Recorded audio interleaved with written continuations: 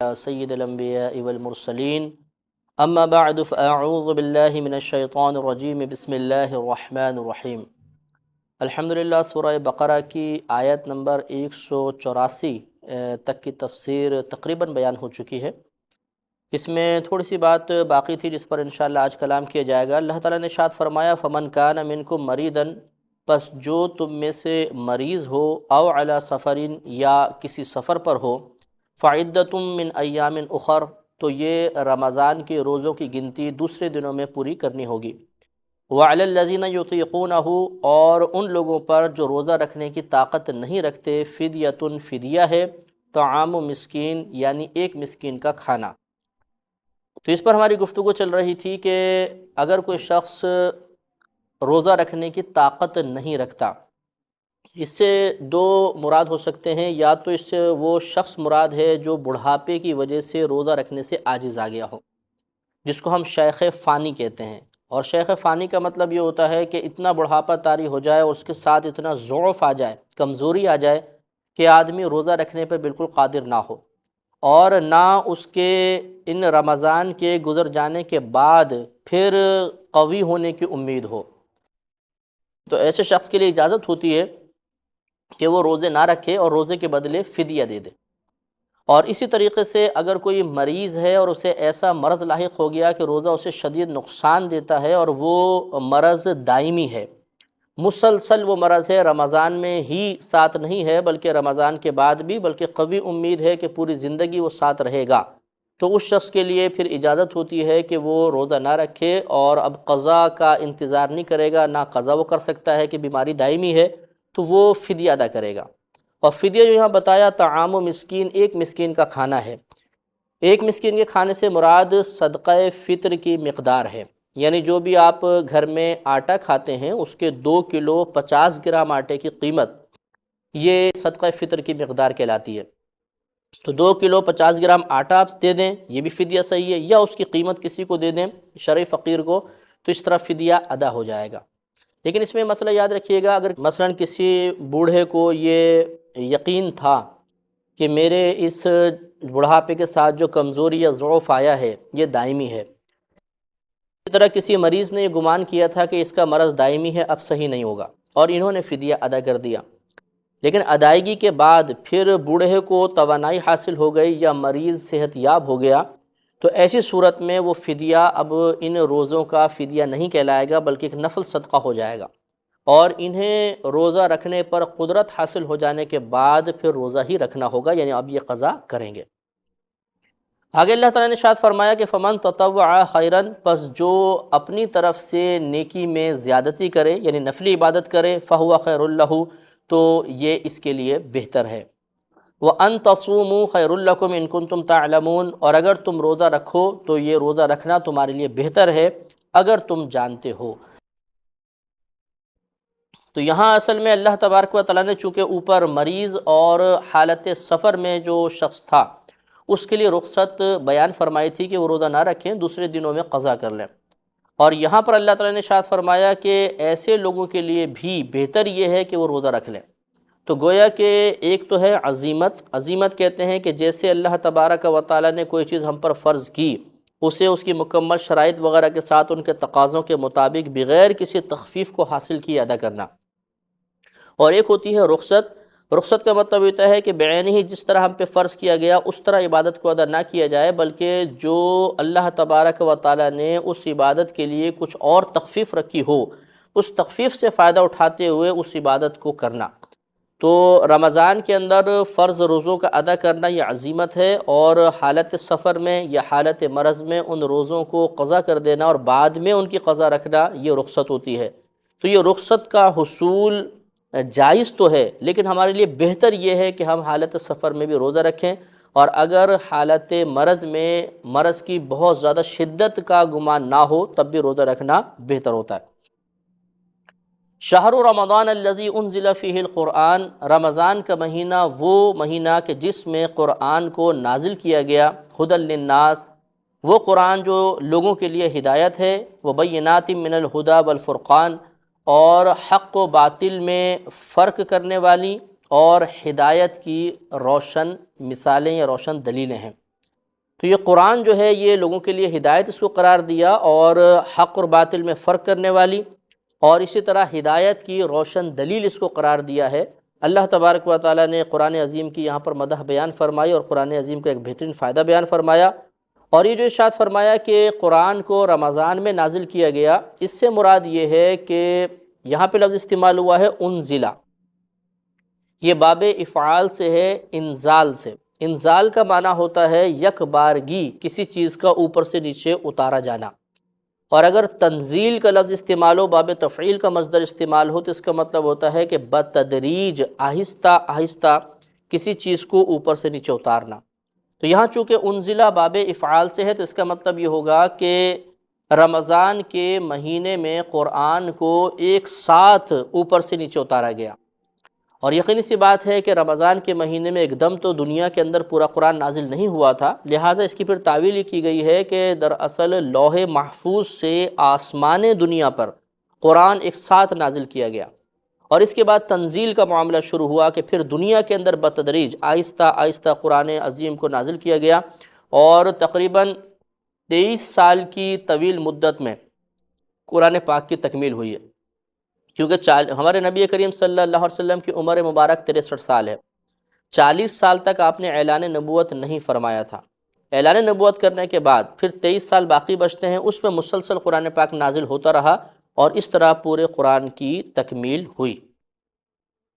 آگے اللہ تبارک و تعالیٰ نے ارشاد فرمایا کہ فمن شہد منکم الشہر،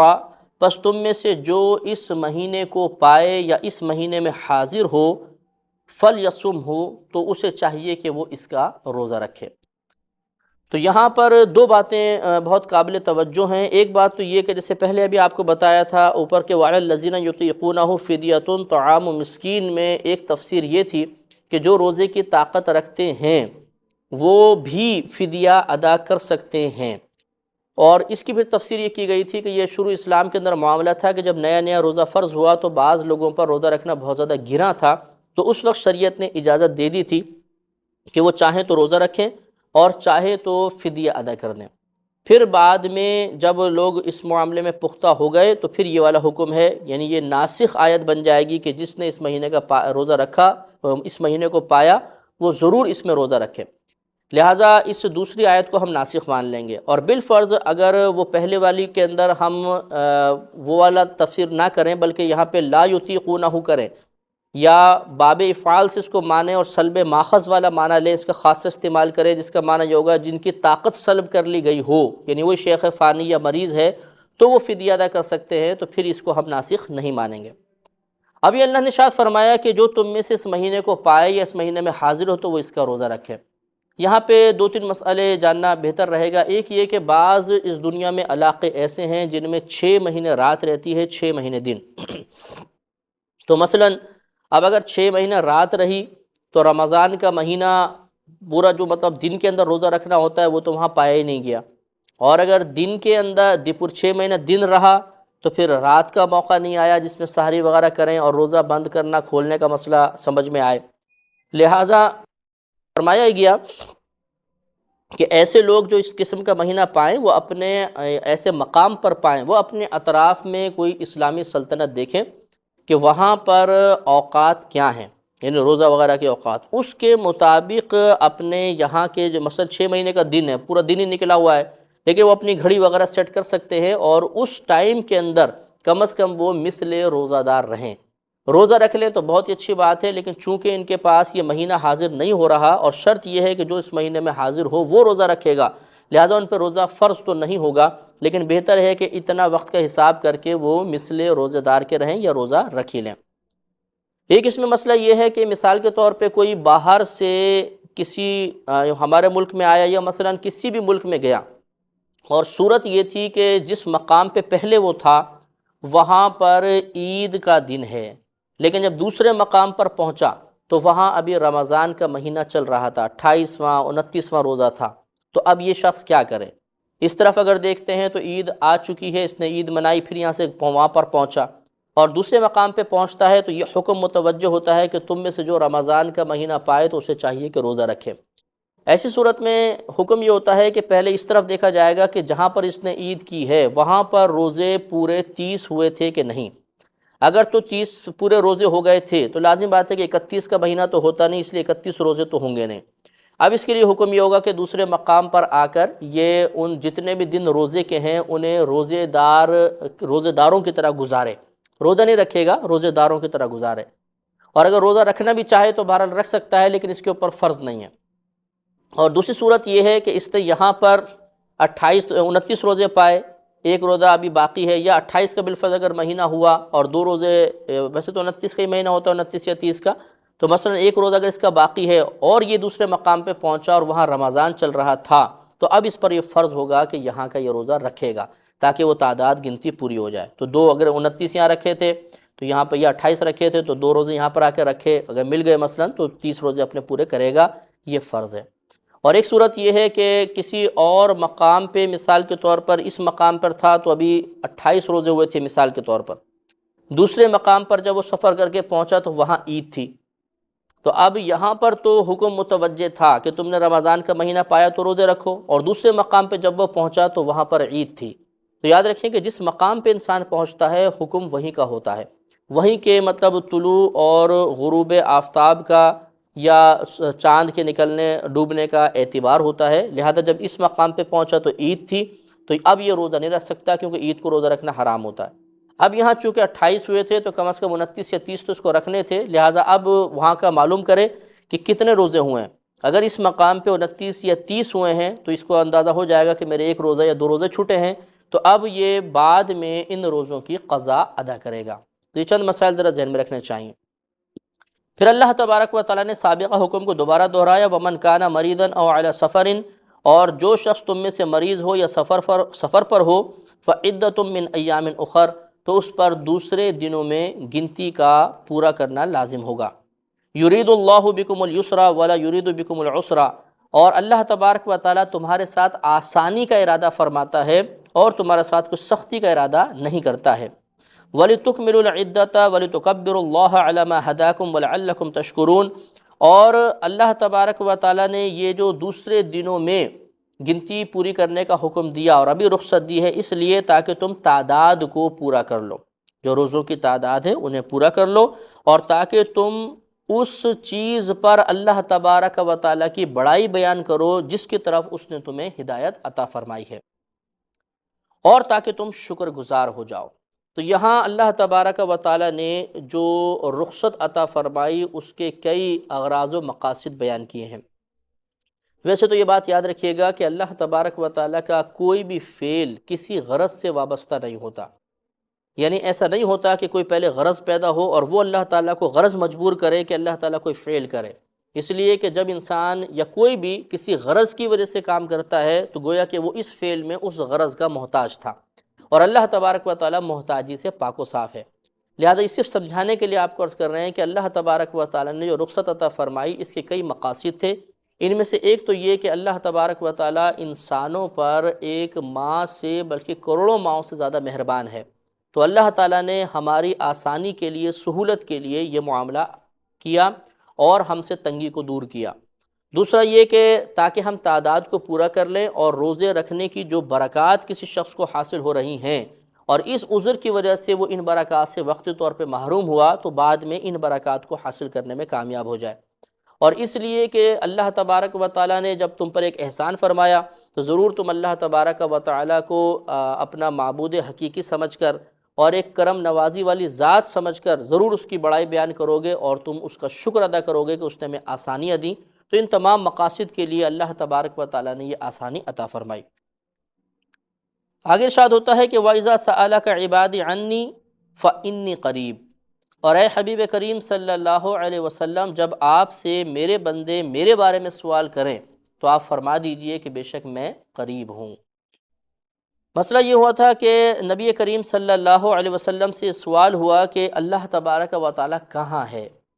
ہمارا رب کدھر ہے، ہمیں بتایا جائے۔ اور ایک روایت کے مطابق ہے کہ ہم اللہ تعالیٰ سے دعا کریں تو کس طرح دعا کریں اور کتنی بلند آواز سے کریں، کس طرح دعا کریں تاکہ اللہ تک یہ بات پہنچ جائے۔ تو اللہ تعالیٰ نے یہ جواب دیا کہ حبیب کریم صلی اللہ علیہ وسلم، آپ ارشاد فرما دیجئے کہ بے شک میں تو بہت ہی قریب ہوں۔ اس سے یہ ایک مسئلہ واضح ہوا کہ اللہ تبارک و تعالیٰ چونکہ ہم سے قریب ہے، لہٰذا اللہ تعالیٰ قریب کی آواز سنتا ہے۔ یہ بات میں نے اس لیے عرض کی کہ بسا اوقات انبیاء علیہم السلام یا اولیاء کرام کے دور سے سننے کی صلاحیت کا قائل ہونا قابل وسوسہ سمجھا جاتا ہے کہ دور سے تو اللہ تعالیٰ سن سکتا ہے، ہزاروں میل دور کی آواز، تو یہ بندے جو ہیں، انسان ہیں، یہ دور کی آواز کیسے سن سکتے ہیں؟ تو اس آیت سے یہ معلوم ہوا کہ اللہ تبارک و تعالیٰ تو دور کی آواز سنتا ہی نہیں ہے، کیونکہ اللہ تعالیٰ دور کی آواز اس وقت سنے جب آپ اللہ تعالیٰ کو کسی مخلوق سے دور تصور کریں گے، اور ہمارا رب تو خود فرما رہا ہے فَإِنِّي قریب، کہ میں تو بہت ہی قریب ہوں، لہذا دور کی آواز سننا انسان کا خاصہ تو ہو سکتا ہے، اللہ تبارک و تعالیٰ کے لیے ثابت نہیں ہوگی۔ اور دوسرا یہ کہ اگر دور سے کوئی سنتا بھی ہے، اس کا کوئی قائل ہوتا ہے، تو اگر صحیح نظریے کے ساتھ ہو تو اس میں شرعاً کوئی حرج نہیں ہے، اور صحیح نظریہ دو صورتوں پر مشتمل ہے۔ ایک یہ کہ اللہ تبارک و تعالی ہماری آواز وہاں تک پہنچانے پر قادر ہے، اور دوسرا یہ کہ اللہ تبارک و تعالی اس مخلوق کو دور سے سننے کی صلاحیت عطا فرمانے پر قادر ہے۔ دونوں صورتوں میں اگر مخلوق کے لیے ہم دور سے سننے کے صلاحیت کے قائل ہوں اور اس نظریے کے ساتھ ہوں تو اس میں شرعاً کوئی حرج نہیں ہوتا۔ آگے ارشاد فرمایا کہ اجیب دعوت الداعی اذا دعان، میں پکارنے والے کا پکارنے کو قبول کرتا ہوں جس وقت وہ مجھے پکارے، یا اس کو یوں ترجمہ کر سکتے ہیں کہ میں دعا کرنے والے کی دعا قبول کرتا ہوں جس وقت مجھ سے دعا کرتا ہے۔ فَلْيَسْتَجِيبُوا لِي، تو تمہیں چاہیے کہ میرے حکم مانو، وَلْيُؤْمِنُوا بِي، اور مجھ پر ایمان لاؤ، لَعَلَّهُمْ يَرْشُدُونَ، تاکہ تم ہدایت پا جاؤ، راہ پا جاؤ۔ اب یہاں اللہ تبارک و تعالیٰ نے وعدہ فرمایا کہ جب دعا کرنے والا مجھ سے دعا کرتا ہے تو میں اس کی دعا کو قبول کرتا ہوں۔ اب یہ چونکہ نص قرآنی سے ثابت ہے، اللہ تبارک و تعالیٰ کا کلام ہے، اس میں شک کی گنجائش تو ہو ہی نہیں سکتی ہے، لیکن جب ہم حقیقت حال اپنے اطراف میں دیکھتے ہیں تو نظر یہ آتا ہے کہ ہم ہزارہا دعائیں اللہ تعالیٰ کی بارگاہ ہمیں مانگتے ہیں، لیکن وہ بظاہر مقبول نظر نہیں آتی، اور ہم یہ کہتے بھی مخلوق نظر آتی ہے کہ یار دعائیں اتنی مانگتے ہیں اللہ تعالیٰ قبول ہی نہیں فرماتا۔ تو سب سے پہلے قبولیت کا معنی آپ ذہن میں رکھیں کہ قبولیت کسے کہتے ہیں، اور دوسرا یہ کہ اگر واقعی دعا قبول نہیں ہو رہی تو اس کی وجہ کیا ہے۔ تو پہلی بات کہ دعا کی قبولیت کا تصور ہمارے ذہن میں یہ ہے کہ ہم اللہ تعالیٰ سے جو مانگیں اللہ تعالیٰ وہی ہمیں عطا فرما دے، یہ قبولیت کا تصور نہیں ہے، بلکہ قبولیت کا مطلب یہ ہوتا ہے، اچھی طرح یاد رکھیں آسان الفاظ میں، کہ جب ہم اللہ تبارک و تعالیٰ سے کوئی دعا مانگیں گے تو اللہ تعالیٰ اس کے بدلے میں ہمیں ضرور کوئی خیر اور بھلائی عطا فرمائے گا۔